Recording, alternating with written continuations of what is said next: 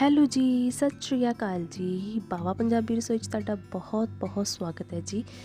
ਅੱਜ ਫਰੈਂਡਸ ਮੈਂ ਤੁਹਾਡੇ ਲਈ ਲੈ ਕੇ ਆਈ ਹਾਂ ਜੀ ਘਰੇਲੂ ਨੁਸਖਾ। ਜਿਵੇਂ ਕਿ ਮੌਸਮ ਚੇਂਜ ਹੋ ਰਿਹਾ ਆ, ਸਭ ਨੂੰ ਜ਼ੁਕਾਮ, ਖਾਂਸੀ, ਬੁਖਾਰ ਸਭ ਨੂੰ ਬਹੁਤ ਜ਼ਿਆਦਾ ਆ। ਤੇ ਫਰੈਂਡਸ ਮੈਂ ਤੁਹਾਡੇ ਨਾਲ ਜਿਹੜਾ ਨੁਸਖਾ ਸ਼ੇਅਰ ਕਰਾਂਗੀ ਇਹ ਬਹੁਤ ਹੀ ਜ਼ਿਆਦਾ ਅਸਰਦਾਰ ਹੈ ਤੇ 5 ਮਿੰਟ 'ਚ ਤੁਹਾਨੂੰ ਅਸਰ ਲੱਗੂਗਾ।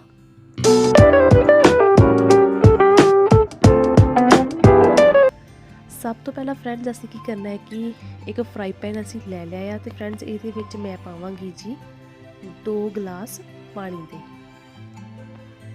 ਇਹ ਦੇਖੋ ਜੀ 2 ਗਲਾਸ ਅਸੀਂ ਪਾਣੀ ਦੇ ਜਿਹੜੇ ਨੇ ਉਹ ਅਸੀਂ ਪਾ ਲਏ ਨੇ। ਤੇ ਹੁਣ ਫਰੈਂਡਸ ਇਹਦੇ ਵਿੱਚ ਮੈਂ ਪਾਵਾਂਗੀ ਜੀ 2 ਤੇਜ ਪੱਤੇ।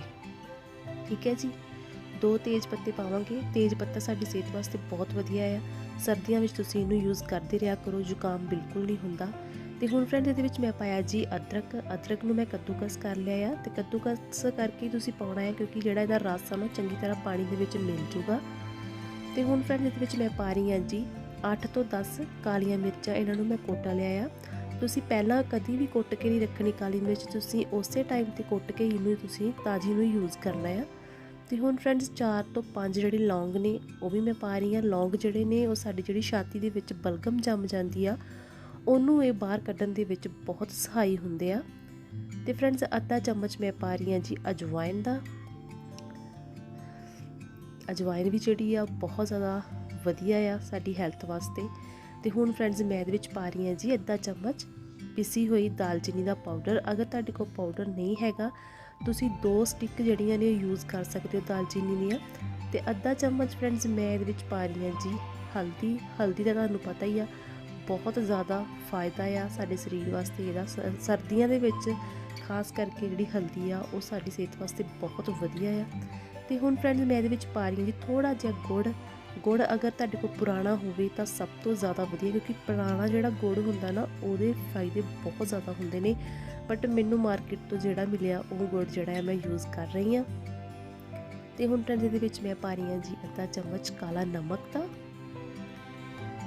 ਇਹ ਦੇਖੋ। ਤੇ ਹੁਣ ਫਰੈਂਡਸ ਇਹਦੇ ਵਿੱਚ ਮੈਂ ਪਾਵਾਂਗੀ ਜੀ ਤੁਲਸੀ ਦੇ ਪੱਤੇ।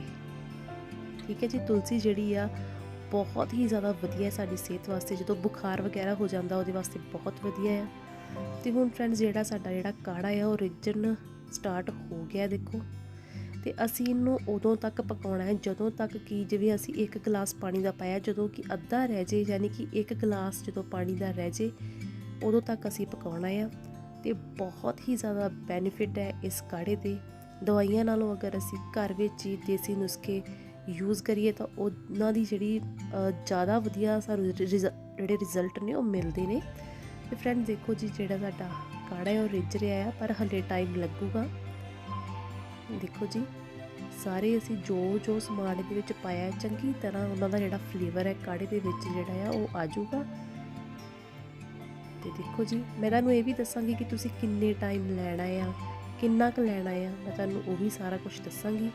ਤੇ ਦੇਖੋ ਫਰੈਂਡਸ ਕਾੜਾ ਜਿਹੜਾ ਸਾਡੇ ਬਣ ਕੇ ਬਿਲਕੁਲ ਤਿਆਰ ਆ।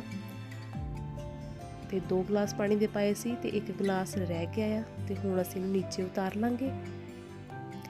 ਤੇ ਫਰੈਂਡਸ ਹੁਣ ਮੈਂ ਇੱਕ ਬਾਉਲ ਲੈ ਲਿਆ ਤੇ ਮੈਂ ਛਾਨਣੀ ਦੇ ਨਾਲ ਇਹਨੂੰ ਛਾਣ ਲਾਂਗੀ। ਇਹ ਦੇਖੋ ਜੀ ਚੰਗੀ ਤਰ੍ਹਾਂ ਅਸੀਂ ਇਹਨੂੰ ਛਾਣ ਲੈਣਾ ਆ। ਇਹ ਦੇਖੋ। ਤੇ ਜਿਹੜਾ ਪੈਨ ਦੇ ਵਿੱਚ ਸਮਾਨ ਪਿਆ ਹੋਇਆ ਅਦਰਕ ਵਗੈਰਾ ਇਹਨੂੰ ਵੀ ਤੁਸੀਂ ਚਮਚ ਦੇ ਨਾਲ ਦਬਾ ਕੇ ਇਹਦੇ ਵਿੱਚ ਜਿਹੜਾ ਰਸ ਆ ਉਹ ਸਾਰਾ ਕੱਢ ਲੈਣਾ ਆ ਬਾਹਰ। ਤੇ ਫਰੈਂਡਸ ਇਹ ਦੇਖੋ ਜੀ ਨਾਰਮਲ ਜਿਹੜਾ ਕੱਪ ਜਿਹਦੇ ਵਿੱਚ ਅਸੀਂ ਚਾਹ ਪੀਂਦੇ ਆ ਛੋਟਾ ਕੱਪ ਉਹ ਅਸੀਂ ਲੈ ਲੈਣਾ ਆ। ਤੇ ਇਹਦੇ ਵਿੱਚ ਫਰੈਂਡਸ ਅਸੀਂ ਜਿਹੜਾ ਆਪਣਾ ਕਾੜਾ ਆ ਉਹਨੂੰ ਅਸੀਂ ਪਾਵਾਂਗੇ।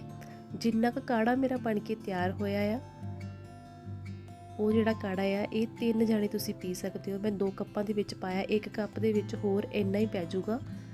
ਤੇ ਇਹ ਕਾੜੇ ਨੂੰ ਫਰੈਂਡਸ ਤੁਸੀਂ ਕੀ ਕਰਨਾ ਹੈ ਕਿ ਗਰਮਾ ਗਰਮ ਤੁਸੀਂ ਸਿਪ ਕਰਕੇ ਪੀਣਾ ਆ। ਤੇ ਦਿਨ 'ਚ ਤੁਸੀਂ 3 ਟਾਈਮ ਪੀਣਾ ਇਹਨੂੰ, ਸਵੇਰੇ, ਦੁਪਹਿਰੇ ਤੇ ਸ਼ਾਮ ਨੂੰ।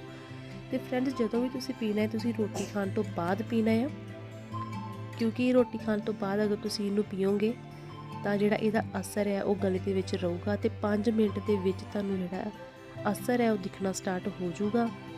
ਤੇ ਫਰੈਂਡਸ ਦਵਾਈਆਂ ਨਾਲੋਂ ਤੁਸੀਂ ਘਰੇ ਹੀ ਜਿਹੜੇ ਨੁਸਖੇ ਦੇਸੀ ਅਪਣਾਓ ਤੇ ਫਰੈਂਡਸ, ਅਗਰ ਤੁਹਾਨੂੰ ਮੇਰੀ ਅੱਜ ਦੀ ਵੀਡੀਓ ਵਧੀਆ ਲੱਗੇ ਤਾਂ ਜ਼ਰੂਰ ਦੱਸਿਓ ਜੀ, ਤੇ ਅਗਰ ਤੁਹਾਨੂੰ ਥੋੜਾ ਜਿਹਾ ਵੀ ਫਰਕ ਪਵੇ ਇਸ ਕਾੜੇ ਨਾਲ ਮੈਨੂੰ ਕਮੈਂਟ ਕਰਕੇ ਜ਼ਰੂਰ ਦੱਸਿਓ। ਮਿਲਦੇ ਹਾਂ ਜੀ ਅਗਲੀ ਵੀਡੀਓ ਦੇ ਵਿੱਚ। Thank you.